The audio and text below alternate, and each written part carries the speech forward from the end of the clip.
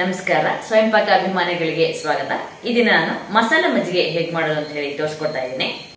ಮೊಸರು ಹತ್ರ ಅರ್ಧ ಕಪ್ಪು. ನಾನಿಲ್ಲಿ ನೆಲಗಡಲೆ ಮೊಸರನ್ನ ಇಟ್ಕೊಂಡಿದ್ದೀನಿ. ನೀವು ಮಾಮೂಲಿ ಮೊಸರನ್ನ ಬಳಸ್ಕೋಬಹುದು. ಕೊತ್ತಂಬರಿ ಬೀಜ 3/4 ಟೀ ಸ್ಪೂನು, ಜೀರಿಗೆ 3/4 ಟೀ ಸ್ಪೂನು, 1 ಒಣಮೆಣಸಿನಕಾಯಿ, ಉಪ್ಪು ರುಚಿಗೆ ತಕ್ಕಷ್ಟು. ನಾನಿಲ್ಲಿ 1/4 ಟೀ ಸ್ಪೂನ್ ಇಟ್ಕೊಂಡಿದ್ದೀನಿ. ನೀರು 1/4 ಕಪ್ಪು. ಸ್ಟವ್ ಆನ್ ಮಾಡಿ ಬಾಣಲೆ ಇಟ್ಟು ಅದಕ್ಕೆ ಜೀರಿಗೆ ಹಾಗೆ ಒಣಮೆಣಸಿನಕಾಯಿ ಹಾಕಿ ಸ್ವಲ್ಪ ಹುರಿದೆ. ಎಣ್ಣೆ ಹಾಕ್ತೇನೆ. ನಾನೀಗ ಜೀರಿಗೆ ಹಾಗೆ ಒಣಮೆಣಸಿನಕಾಯಿನ ಅರ್ಧ ನಿಮಿಷ ಹುರಿದಿದ್ದೀನಿ. ಅದ್ರ ಜೊತೆಗೆ ಕೊತ್ತಂಬರಿ ಬೀಜನ ಹಾಕಿ ಹುರ್ಕೊಳ್ಳೋಣ. ಈಗ ಜೀರಿಗೆ ಹಾಗೂ ಕೊತ್ತಂಬರಿ ಬೀಜನ ಚೆನ್ನಾಗಿ ಹುರಿದಿದ್ದೀನಿ. ಸ್ಟವ್ ಆಫ್ ಮಾಡೋಣ.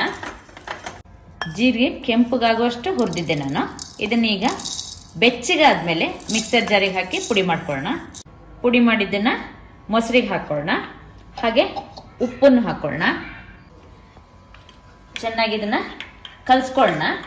ಹೀಗೆ ನೀವು ಮೊಸರಿಗೆ ಇದನ್ನ ಹಾಕೊಂಡು ಊಟ ಮಾಡಿದ್ರು ಚೆನ್ನಾಗಿರುತ್ತೆ. ಇಲ್ಲ ಅಂದ್ರೆ ನೀವು ಸ್ವಲ್ಪ ನೀರು ಹಾಕಿ ಮಜ್ಜಿಗೆ ತರ ಮಾಡ್ಕೊಂಡು ಊಟ ಮಾಡ್ಲಿಕ್ಕೂ ಚೆನ್ನಾಗಿರುತ್ತೆ, ಇಲ್ಲ ಕುಡಿಲಿಕ್ಕೂ ಚೆನ್ನಾಗಿರುತ್ತೆ. ಇದು ನೋಡಿದ್ರಲ್ವಾ ಮಸಾಲ ಮಜ್ಜಿಗೆ ಹೇಗೆ ಮಾಡೋದು ಅಂತ ಹೇಳಿ. ನೀವು ಕೂಡ ನಿಮ್ಮ ಮನೆಯಲ್ಲಿ ಈ ಮಜ್ಜಿಗೆಯನ್ನು ಮಾಡಿಬಿಟ್ಟು ನಿಮ್ಮ ಅಭಿಪ್ರಾಯ ನಮಗೆ ತಿಳಿಸಿ. ನಮಸ್ಕಾರ.